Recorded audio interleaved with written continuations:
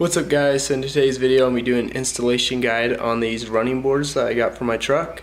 They are iBoards and I'm going to be doing first impressions and kind of like a little review on them as well.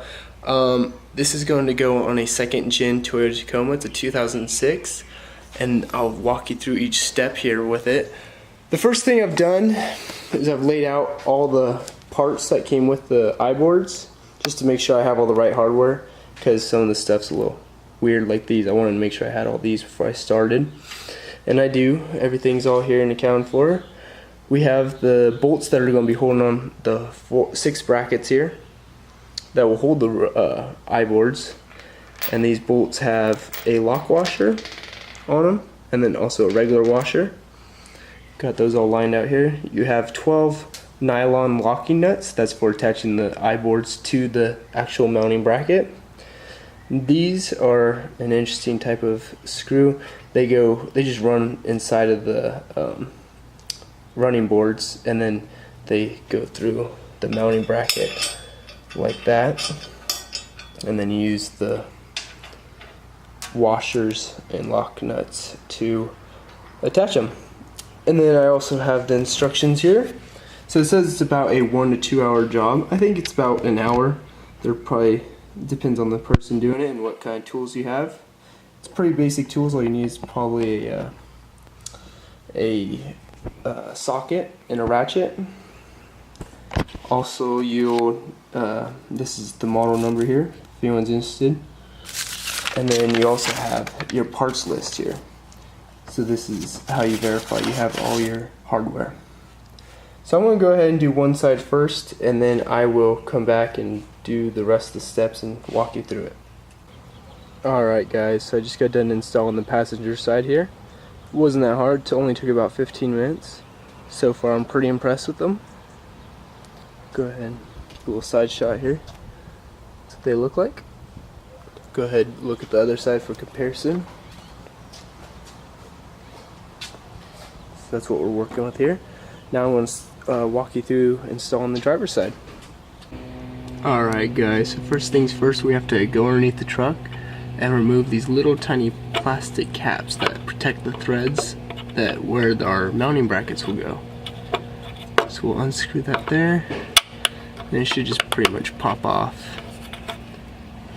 And there you go. So there's 2 per bracket, so there's one here, one there. This one's already out because this is where my underglow went. I just cut it out. That's the wire there. I'll be relocating it here. Then we have another 2 right here. Pull this one out.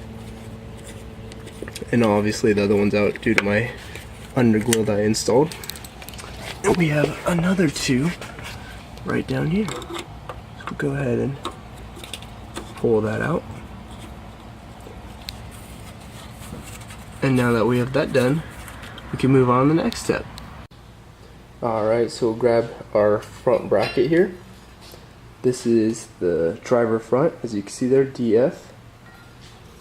We'll grab 2 8mm bolts with a washer and a lock washer as well. I already have them on here, prepared. Let that focus. There you go, just like that. So grab 2 of those and head on over the truck. And you'll also need a 1/2-inch socket for the 8mm bolt. Alright, so I got the front bracket here all mounted up. It's not quite all done yet. I have it loose still, so I can move it around for when I'm mounting the iBoards and get those lined up on the bracket. This will still be able to move around and adjust itself. And then once I get the iBoard all tightened down, then I'll tighten down these last. So just leave them loose for now, and then I'm going to go through and do the rest of them. Alright, so I now have all the brackets somewhat installed. They're all a little bit loose, but stiff enough they won't come off when I'm installing the iBoards. Then we'll go over to the iBoard here. I have it flipped upside down right now on the box so it's protected, it's not laying on the ground. Then we will be taking these studs here, sliding them into the notch, and then just sliding them down in their appropriate spot. Just about roughly, you put them roughly where they should go. So there's going to be 6 in this track and then 6 in that track. So I'm going to go do that and then start fitting it up. Alright, so I have the studs spaced out roughly where they will be going on the bracket. And now I'm going to flip the board over and put it on the bracket and adjust them from underneath. Now I'm going to go through, start each lock nut, and then I'll go through and tighten them all once I find its position. Alright guys, so now everything is loose, all the brackets loose, the iBoards are loose from the bracket. Now it's time to position the boards. You also have some play front to back, or I mean in and out, so if you want the boards really close to the truck, you can put them close. If you want them further out, you can put them further out. I'm going to put them further out just so it kind of is even with my tires. So I'm pulling them all the way out, and then how I'm aligning them just so they're both the same on each side is I'm lining it up to the end of the cab right here. So move that forward just like that.